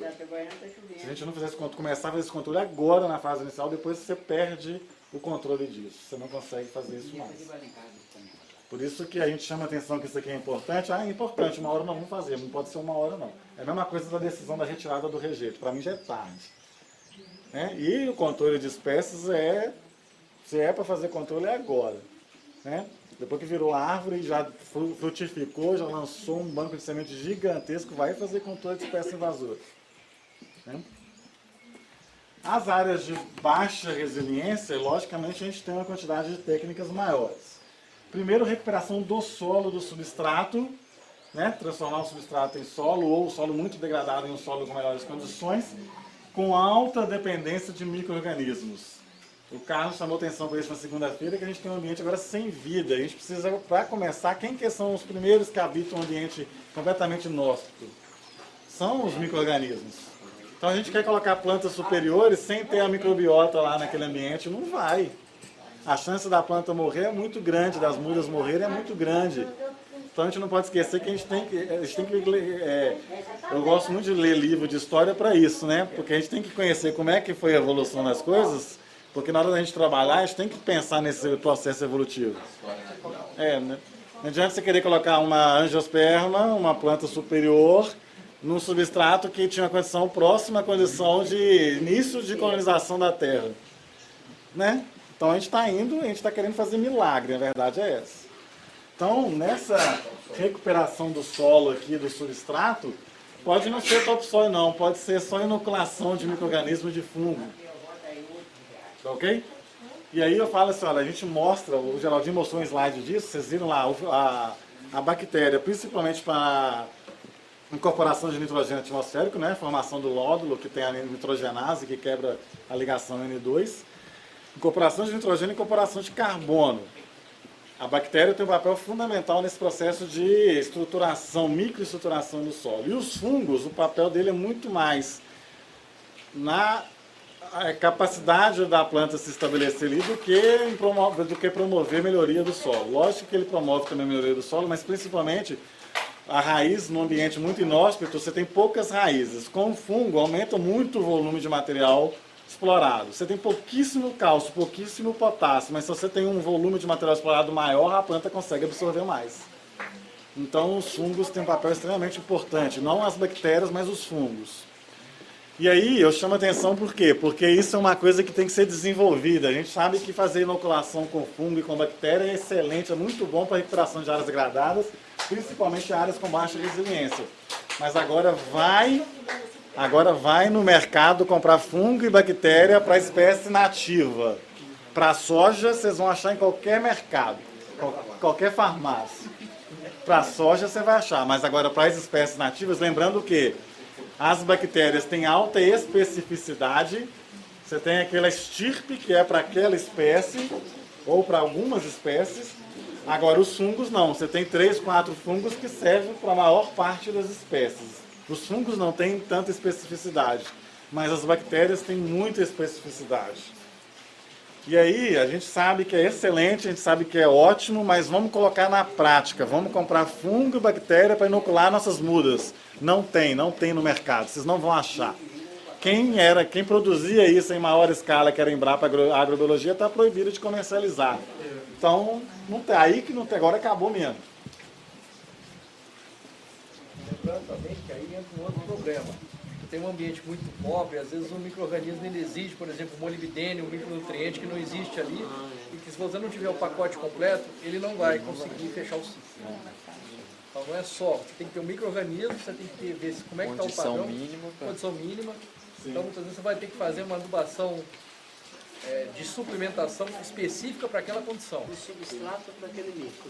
Olha só, o trabalho que o professor Maurício Dutra tem lá na microbiologia, lá em Viçosa, é um trabalho que eu acho muito interessante. A gente fez algumas coisas com ele lá em Paracatu. Lá, ele vai lá no ambiente que está completamente degradado, um ambiente inóspito, que, por exemplo, seria aqui no rejeito, ele vai lá no rejeito, ele faz coleta de bactérias e de fungo na rizosfera, nas plantas que já conseguiram se estabelecer nesse rejeito. Pega ali os fungos, as bactérias que tem ali já, que já conseguiram se estabelecer naquele material, leva para o laboratório para replicar, para identificar, para falar assim, olha, essas espécies aqui, elas já estão lá, elas têm maior capacidade de colonizar aquele material. Só que elas estão lá, com certeza, em pequena quantidade. Porque está voltando a ter vida agora. Então ele reproduz isso em escala para introduzir isso aí em grande quantidade. Essas já sabem que tem a chance delas desenvolverem nesse material é maior. Eu não vou colocar lá uma bactéria, um fungo, eu não sei se ele vai se desenvolver ali. Estou gastando dinheiro, jogando dinheiro fora. É melhor, sei lá, nas plantas que já se estabeleceram no rejeito, vai lá na rizosfera, que é onde tem maior quantidade, coleta as amostras ali de rejeito de solo ali da rizosfera, leva para o laboratório, identifica quais são os fungos, quais são as bactérias que tem. Esse aqui é que vocês precisam colocar primeiro. Então vocês estão vendo que fazer a recuperação sem ser com pesquisa, né, eu falo o seguinte, as pessoas acham que fazer a pesquisa para o processo de recuperação é caro. Mas geralmente com a pesquisa você vai fazer uma ou duas vezes. Quando você vai na tentativa e erro é mais barato, mas depois que você for somar 10 vezes que você tentou fazer, ficou mais caro. Né? Então, você poderia ir numa área do lado. Do lado literalmente. Se você for na área do lado, você tem os micro-organismos do solo, que aí você tem uma diversidade maior. Ele vai ali no rejeito, que é aqueles que já se estabeleceram, conseguiram se estabelecer no rejeito. Então ele tem um trabalho, o Maurício Dutra tem um trabalho muito legal nesse sentido, ele trabalha com áreas muito alteradas e faz esse trabalho de identificação desses micro-organismos que conseguem se estabelecer primeiro nesses ambientes. E ele ainda faz identificação de quais hormônios de crescimento que são os principais naquele ambiente ali que está promovendo o maior crescimento de planta. Né? Giberelina, AIA, esses hormônios de crescimento, ele vê quais fungos que têm maior quantidade desses hormônios, que são preferencialmente também os que tem que ser colocados primeiro. Né? Então a gente tem, vocês verem que a gente tem toda a tecnologia para fazer o processo. Né? O que não existe muitas vezes é não colocar isso em prática. Né? Então, primeiro aqui foi a recuperação do solo, substrato, e aí eu chamo a atenção que para os micro-organismos eles são extremamente importantes, é o primeiro passo, depois pensar em colocar planta. O plantio eu falo na sala de aula assim, olha, plantar uma árvore, todo mundo sabe plantar. Qual é a dificuldade de plantar uma árvore? Né? Todo mundo sabe plantar, não tem grande dificuldade. Aí, só que aí a gente tem que lembrar o seguinte, agora eu tenho que fazer adubação, tem que colocar material orgânico, como é que é feito isso? Aí já começa a complicar o plantio, né? Colocar árvore no chão é fácil, né? Se você colocar fosfato com calcário junto na cova, você imobilizou os dois, o cálcio e o fósforo. Né? Então você tem a forma de fazer adubação de cova, não é colocar lá todos os fertilizantes lá e fechar a cova e pronto. Você tem que colocar camadas de solo no meio dos fertilizantes, separando o calcário de fosfato. Porque se formar fosfato de cálcio, a ligação muito forte que nem o fósforo vai estar disponível, nem o cálcio vai estar disponível. Então, eu falo assim, olha, as técnicas são muito simples. O problema são os detalhes dentro de cada uma das técnicas. E aí precisa de uma pessoa capacitada para estar acompanhando os trabalhos no campo, que é o que a gente não vê. Né? Você vê o pessoal de campo, de trabalho braçal, fazendo os trabalhos, você não tem uma pessoa nesse nível de capacitação para acompanhar esses procedimentos básicos, colocar uma muda na cova, fazer adubação, o microgerenciamento. Isso falta, isso é fundamental. Então, olha só, plantio manual e hidrossemeadura. Plantio manual, tá? A hidrossemeadura, aliás, a gente já fizemos alguns experimentos comparando manual e hidro em áreas de mineração. A hidro tem uma resposta inicial muito mais rápida, uma homogeneidade de cobertura de área mais rápida a curto prazo.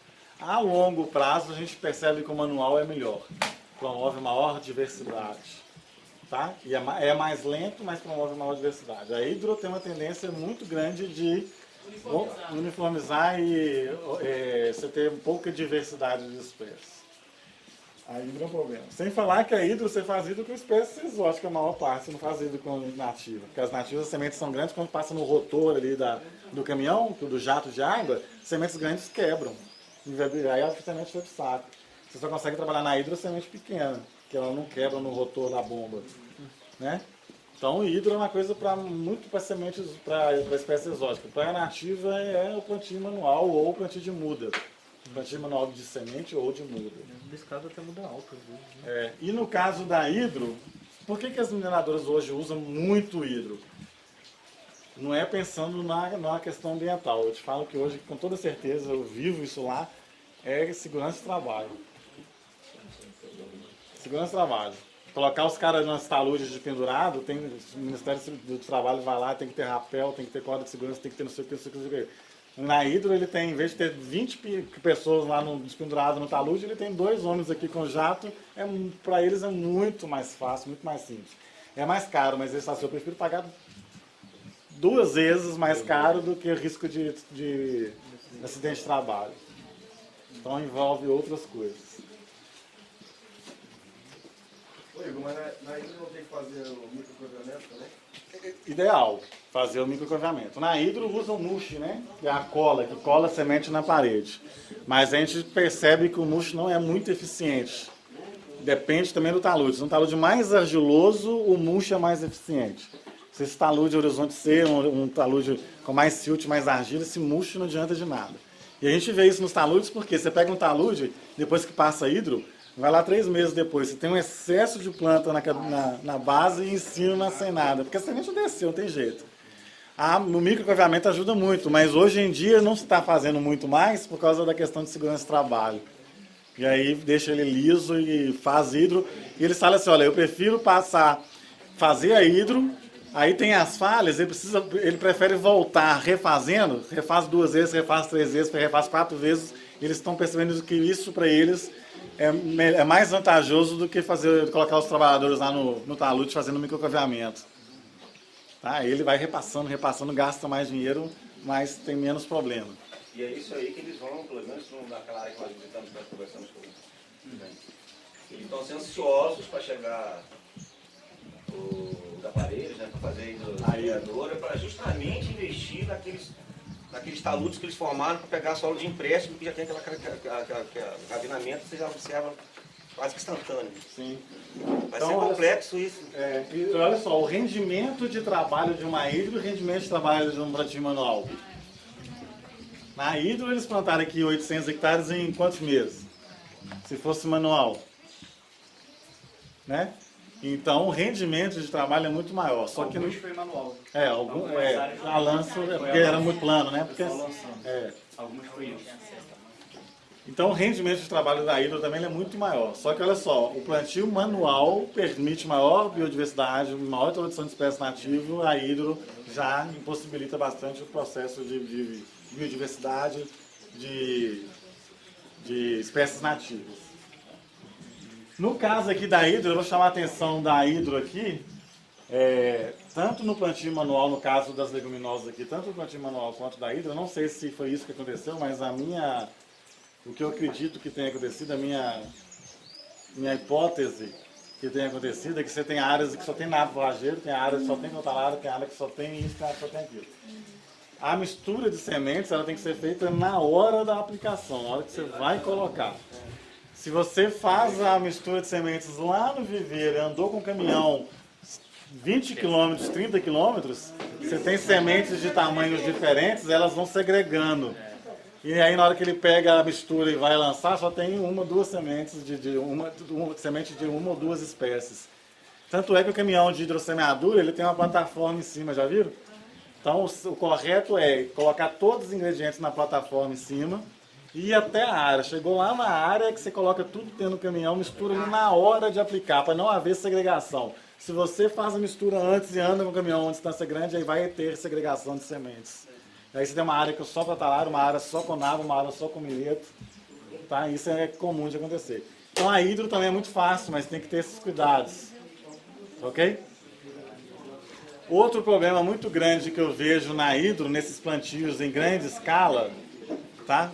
Problema sério nesses plantios de grande escala, é a falta de análise de solo previamente ao plantio. Então chega no caminhão, joga lá 2 toneladas por hectare de calcário e às vezes o solo já está com pH 6, 6,5. Por quê? Porque a receita da hidro é uma receita só para todas as áreas. Nós já vimos, nós já coletamos a amostra, já vimos isso, que nós fomos em taludes em que nós coletamos a amostra, fizemos análise e o solo com pH 6,2, que é ótimo, não precisa aumentar o pH.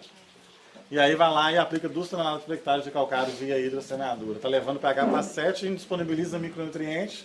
A planta vai ter deficiência, pode levar à morte da planta, ou limitar muito o seu crescimento, simplesmente porque não fez análise. É a mesma coisa de dar remédio a um paciente sem fazer o exame. É a mesma coisa. Então isso é uma coisa também que dentro da rádio é uma coisa que a gente briga demais. Você olha, um monte de gente faz plantio sem fazer análise de solo.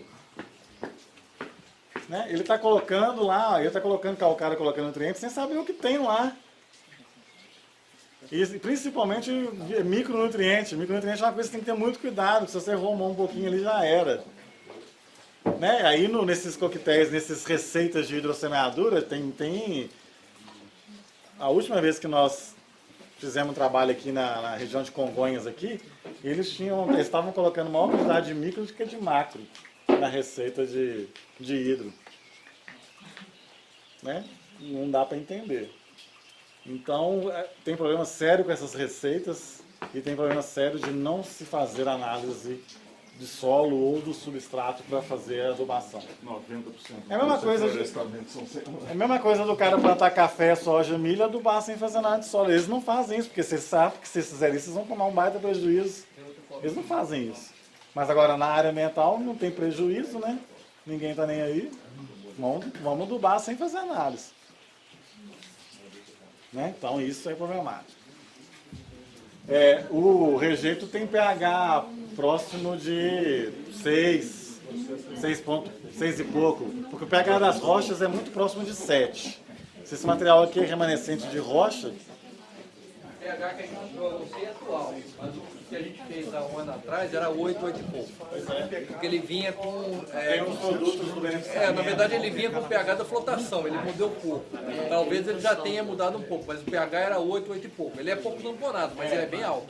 E sódio domina... Como ele é pouco tamponado, ele tende a equilibrar no pH normal das rochas, que é próximo de 7, um pouquinho menos por causa de água da chuva acidifica, né? A água pura vai ter pH 5,7, de acordo com a concentração de CO2 da atmosfera, né? Na nossa atual concentração de CO2, o pH, se você acabar de destilar água, tem pH 7. Passou 1 hora, 2 horas, vai para 5,7, equilibra com a concentração de CO2. Então, a tendência é o pH de todo o ambiente é chegar a algo próximo de 5,7, 5,8. Isso é um processo de acidificação normal. Então, você tem aí uma situação, às vezes, com pH 7 e o nego tacando calcário. Né? E aí não dá para entender. Eu falo que é o tanto de dinheiro que se joga fora, né? Nesses processos aí. É muito dinheiro jogado fora. Então, olha só, eu falei aqui da questão de mudas, sementes e espécies. A questão de muda também na recuperação de áreas degradadas é outro fator crítico. Né? A nossa sorte é que agora o IEF é que tem a maior parte dos viveiros e eles sabem produzir muda de nativa muito bem, né? Fazer rustificação. Por enquanto. Tem os viveiristas não aposentados. Até acabar os viveiros. Tá quase. Porque tem muitos viveiros que produzem muda e quando você tem uma produção em escala não passa nem pelo processo de rustificação. Essas mudas todas vão morrer no campo, não tem jeito. Então a produção de muda também é uma coisa que tem que se olhar. E também tem o pecado de não saber muito bem de onde vem essa muda. Esse é outro problema. Esse banco foi para a universidade e se perdeu. E esse resíduo aí não pode ser inserido no processo de fabricação de mudas dentro do viveiro? Que resíduo? O rejeito? O rejeito? Misturado com substrato? É uma possibilidade. É um material inerte, né? Eucalipto poderia dar piso. Porque coloca areia no substrato. Não, porque coloca areia no substrato. Pode, acho que não teria nenhum problema. Porque coloca areia para misturar, para fazer substrato. Ainda segura um pé de água. Não veria problema nisso aí, não. Então, olha só, a produção de mudas é outra. Então, olha, vocês estão percebendo o seguinte, que as técnicas todas a gente conhece, todas não são nenhuma novidade. O problema são como fazer cada um deles, os detalhes. fazer uma Legal, mistura do Tomás, vocês conhecem lá? Sim. A gente está fazendo alguns ensaios com sementes de nativas que ele tem lá, coletou já direto em cima do rejeito, então está tendo algum problema de mortalidade. Não sabe exatamente por quê, mas está vendo que não é tão simples. Pelo menos o plantio direto talvez não seja tão... Eu encontrei com ele numa das reuniões, eu tinha falado para ele o seguinte: nós já fizemos experimento nisso aí, nós já testamos algumas espécies da Mata Atlântica plantadas direto sobre rejeito de ferro. A gente tem algumas teses aí de uns 3, 4 anos atrás. Mais importante do que testar a espécie no rejeito é submeter ao tratamento de estresse hídrico. É uma fonte de variação no experimental que não pode faltar, porque uma coisa é se estabelecer a planta no rejeito, e outra, quando ela se submete ao estresse hídrico, ela sobreviver. Porque aí nos nossos experimentos nós vimos o seguinte: tem espécies que crescem muito bem diretamente sobre o rejeito, mas aí você tem lá um grupo de espécies que não cresce no rejeito, você tem 2 grupos de espécies, o que não cresce no rejeito e o que cresce. Só que lá a gente faz experimento dentro de casa de vegetação, condição controlada, água à vontade, nutriente à vontade, etc. E aí, nesse grupo de espécies que se estabeleceu no rejeito, a gente dividiu ele em 2 grupos: os que no estresse hídrico morreu e no estresse hídrico sobreviveu. Então, sempre que estudar o rejeito para poder ver quais são as espécies que vão suportar, não pode esquecer de incluir o fator de estresse hídrico, que é um problema sério que a gente tem. Não adianta ficar só na condição ótima para a planta dentro da casa de vegetação, que chegar aqui e falar: não, lá o resultado era bom, mas aqui não deu certo. O requerimento nutricional está relacionado à análise de solo, que nós já conversamos. Outra coisa aqui, que eu até grifei aqui, olha, estratégia de 2 fases.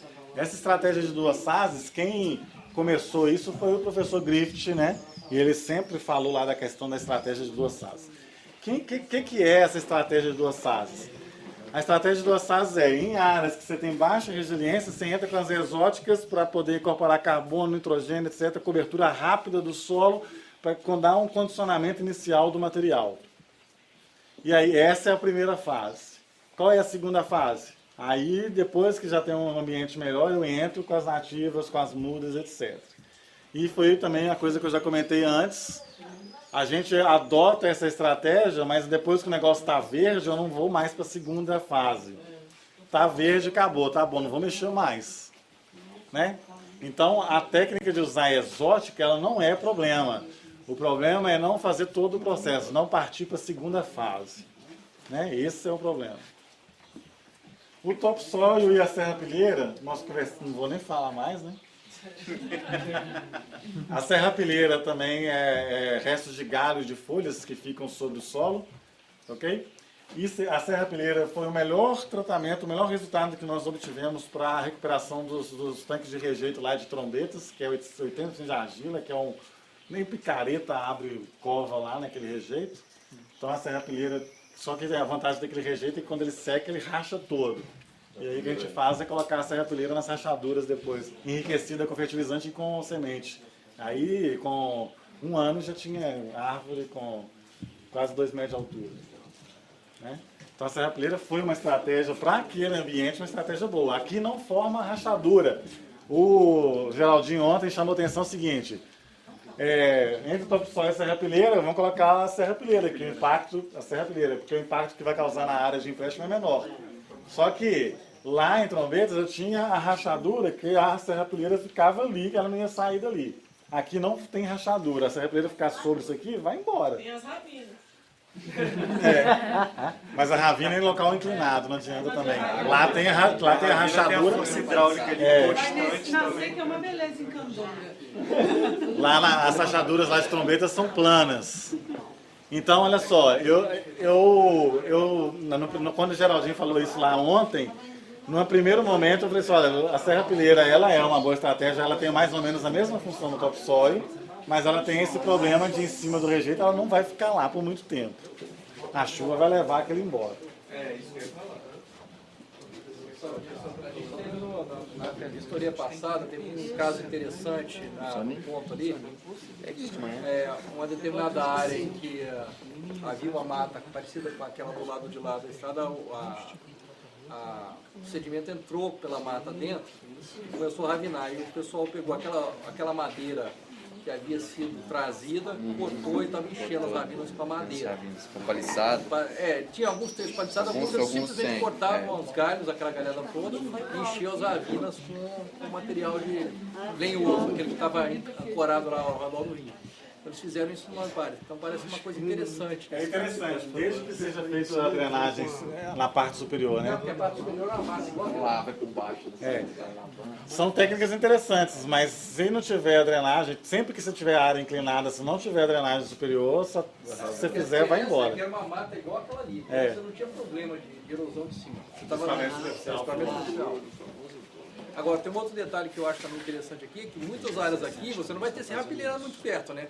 Você tem uma pastagem bem degradada acima. Às vezes a mata está igual aqui, está do outro lado do rio, né? Sim. Então tem o operacional, né? Para mim, a serrapilheira nesse ambiente aqui não é uma alternativa plausível. Tá? Lá em Trombetas, a gente não usou topsoil sobre o rejeito. Lá a gente conseguiu usar a serrapilheira. Lá a serrapilheira cumpriu o papel. Aqui é outra situação. Tá vendo que eu não sou da igreja do topsoil? Lá não tem topsoil. Conseguimos fazer. Lá conseguimos colocar árvores 2, 3, 4 metros de altura sem topsoil, no rejeito de bauxita. Herege. Não é ortodoxo. Não. Blasfêmia.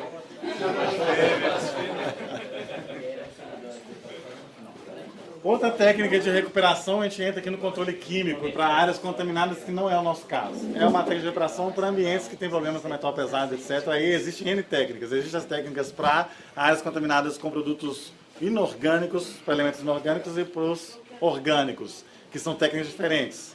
Tá? A fitorremediação, por exemplo, é uma técnica que atende a alguns orgânicos e a maior parte dos inorgânicos. E existe técnica de injeção de vapor de gás, injeção de ar, tem várias técnicas para descontaminação. Mas como não é o nosso caso, eu não vou nem entrar nisso. Mas é uma técnica de recuperação. Depois entra nas obras de engenharia, bioengenharia, tá?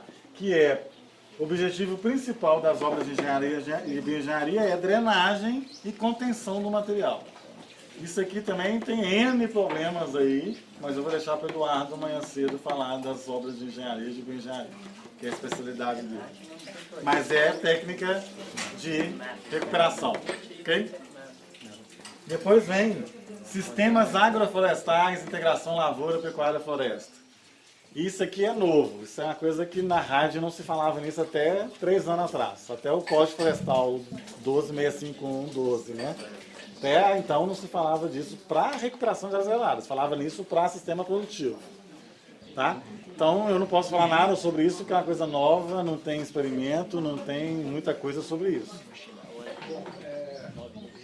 Existe um grupo existem colegas da Embrapa Florestas que tem um trabalho utilizando o rádio para recuperação, porque antigamente não podia entrar nenhum sistema que não fosse natural nas áreas de APP, por exemplo. Então agora, como o código flexibilizou, ajuda um pouco. Existem já alguns experimentos usando, inclusive, o próprio eucalipto como pioneira, quer dizer, você entra com o eucalipto que vai crescer, sombrear, e você entra com as espécies que já tem necessidade de sombra sob o eucalipto, para um longo prazo aí de 15, 20 anos, você vai tirar o eucalipto e depois a floresta fica implantada. Isso aí foi feito... Aí entra o pessoal da ecologia, o Geraldinho Coleção, que não acredita nisso de jeito nenhum. Bom, é o que eu estou falando, isso aí eles já desenvolveram, eu não sei, isso aí não é a condição aqui, né, porque isso aí normalmente é para recuperação de APP, por exemplo, que não tinha nada, só tinha pastagem, então você entraria com um processo desse. Um dos problemas que a gente tem é justamente isso, muitas espécies que a manada quer entrar com uma espécie clímax numa área que não tem sombreamento. Então, já existe alguma experiência nesse sentido, de utilizar esse sistema de sucessão. A vantagem disso, no caso especificamente da área agrícola, é que o camarada teria uma renda naquela área e teria um estímulo adicional a manter aquele sistema, e depois o negócio entra... Tem uma questão de, acho que é importante, que é de resiliência. Eu conheço um fragmento florestal hoje, ele está na usina da CBCC em Santos Dumont, que é uma floresta. Você olha para ele, se você não souber que lá era um eucaliptal, você não percebe. Quem sabe vai catando e acha vê os eucaliptos no meio do fragmento florestal. Mas é um fragmento florestal de 40 anos, mais ou menos, que era um plantio de eucalipto, foi retirado, sei lá, 30% do subbosque tomou e o eucalipto está controlado pela Mata Atlântica. Eu acho que essa técnica de recuperação aqui, ela tem um futuro muito grande. O pessoal de São Paulo vem trabalhando muito pesado com isso aqui também. Eu acho que tem um futuro muito grande, por quê?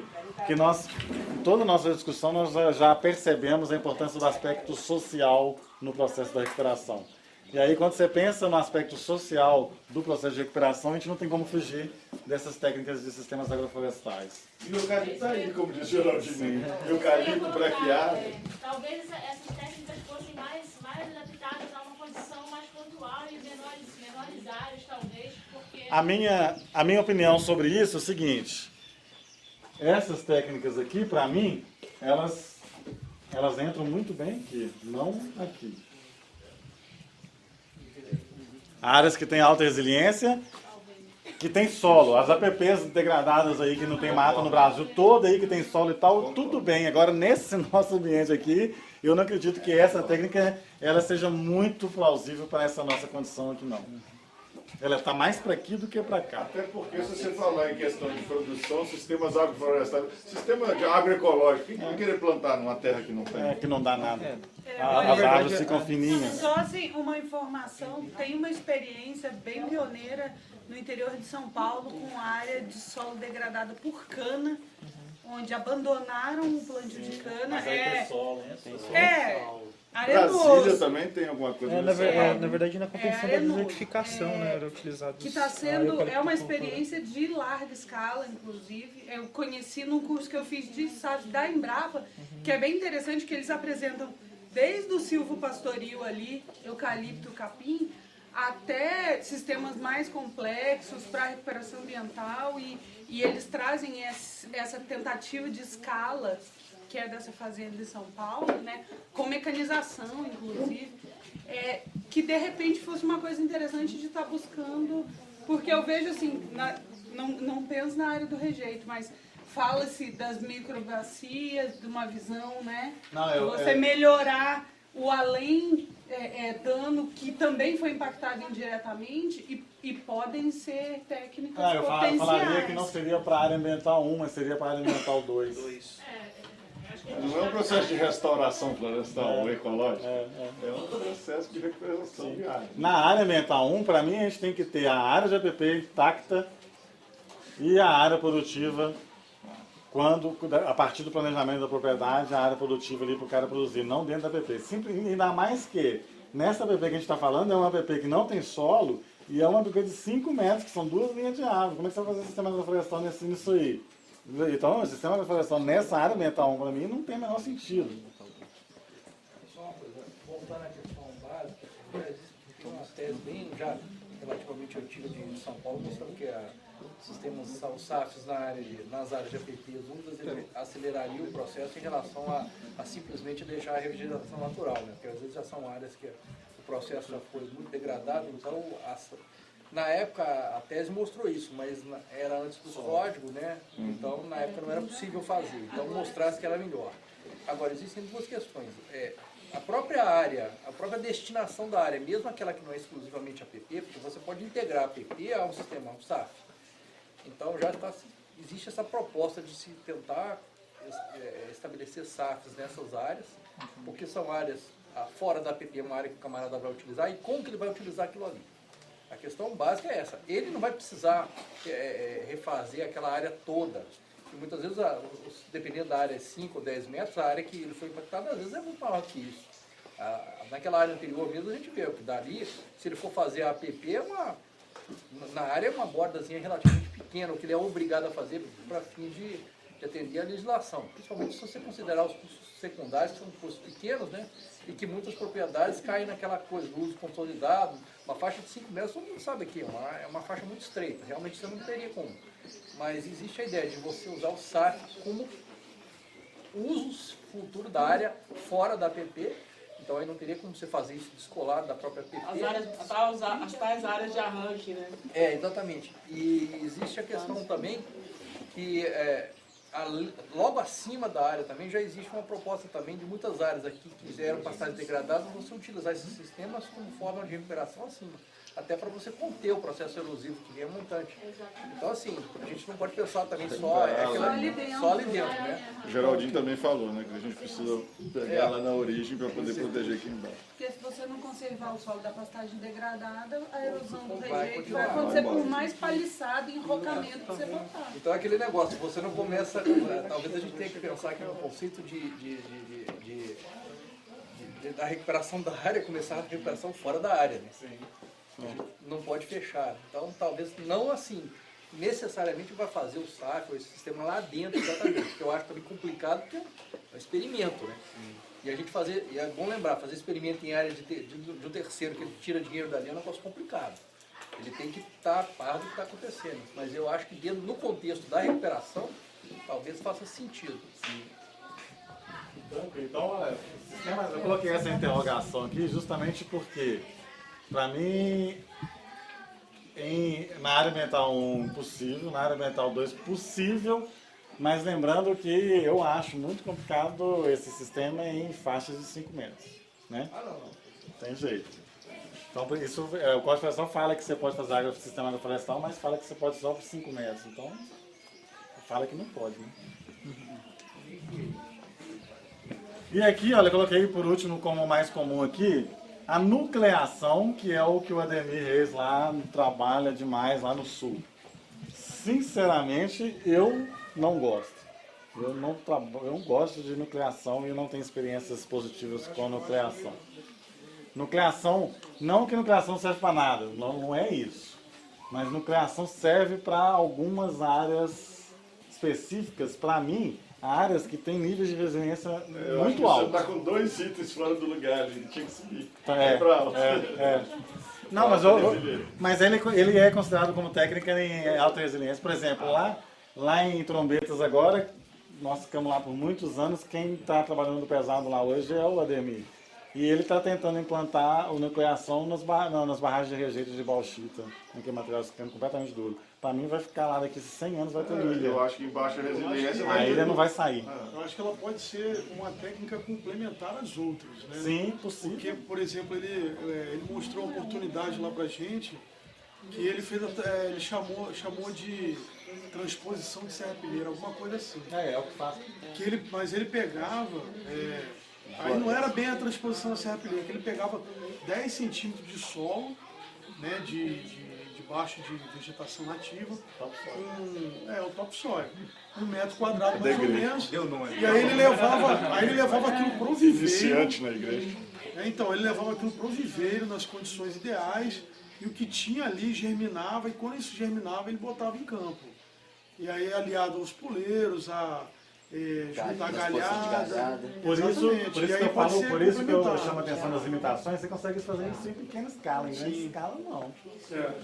Mas aqui eu estava até conversando com o Yalmo, nesses locais aí, eu acredito que vão ter que ser dados tratamentos diferenciados em cada área. Tem áreas que tem um entorno assim, tão pouco impactado. Já passou da discussão que ele está querendo discutir, né? Pessoal, eu vou acabar aqui para a gente entrar nas perguntas, na discussão. Então, olha só, nucleação é uma técnica, mas existem limitações, existem vantagens e desvantagens. Os puleiros, eles é uma coisa que é muito importante, que quase não é usada, uma coisa muito simples e praticamente não é usada. Puleiro de madeira com galho e de pedra, porque tem os animais que vão nos puleiros de madeira, de galho, e tem os animais que vão só nos puleiros de pedra. Então existem as duas formas. É uma coisa extremamente simples, mas que muito pouca gente faz. Que é um conceito muito próximo ao conceito da nucleação. Isso aqui chamava de nucleação, depois fizeram com nucleação colocando topsoil num círculo, numa ilhazinha, aí foi evoluindo. Também o entorno é extremamente importante. E depois, olha só, incorporação de matéria orgânica no solo ou no material. Nós estudamos muito isso aqui também, nós fizemos algumas teses sobre isso aqui. Seguinte, a gente tem 85% da nossa população hoje na zona urbana, 15% que sobrou na zona rural. Então hoje a gente tem uma grande quantidade de produção de lodo de esgoto e composto de lixo urbano, que são dois materiais que precisam arrumar uma destinação para isso aí, que é matéria orgânica pura. Então nós começamos a trabalhar com isso por quê? Porque olha, a gente tem uma grande produção agora nas cidades de composto, de lodo de esgoto, e a gente tem áreas degradadas em que o principal objetivo é incorporar carbono. Então juntou a fome com a vontade de comer, né? E aí, quais são as principais conclusões que nós chegamos em relação a isso? Essa matéria orgânica de composto de lixo e de lodo de esgoto é uma matéria orgânica extremamente lábil, carbono lábil. Não é recalcitrante, pouca lignina, pouco polifenóis. Então é uma matéria orgânica que ela é facilmente transformada em CO2. Então é uma matéria orgânica que ela vai ficar no ambiente ali por 1 ano, 2 anos, não vai ficar por muito tempo. Tá? E nós medimos isso, fazendo medição de fluxo de CO2, quanto está saindo de CO2 do solo.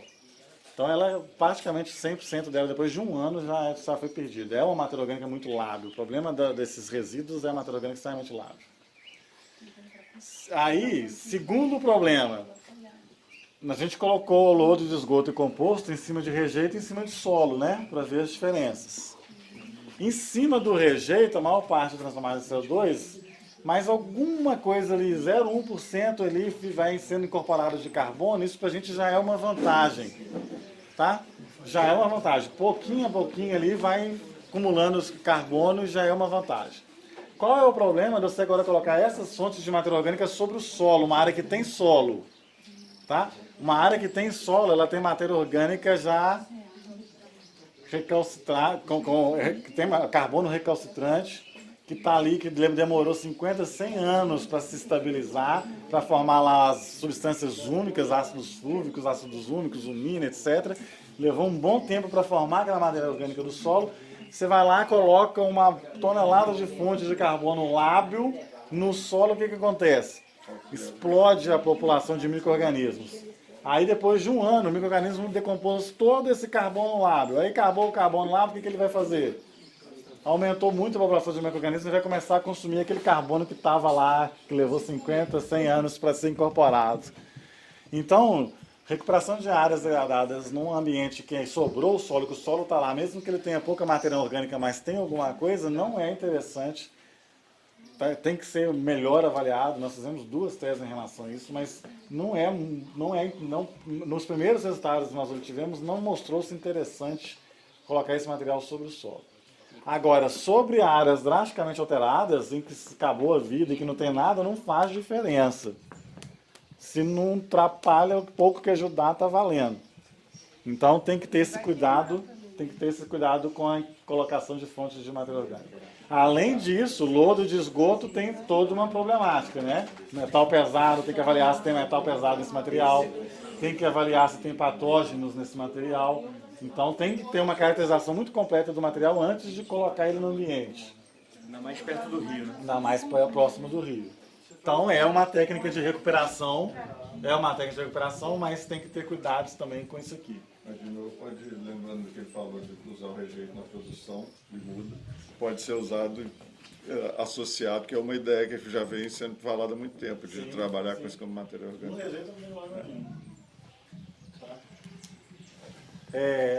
Isso aqui a gente chama, na ciência, a gente chama de efeito Prime. Efeito Prime positivo quando você consegue aumentar a quantidade de carbono no solo. Quando você tem um efeito Prime negativo, é que depois que você fez o tratamento ali, no final você tem menos carbono que você tinha antes. Então você tem um efeito Prime negativo.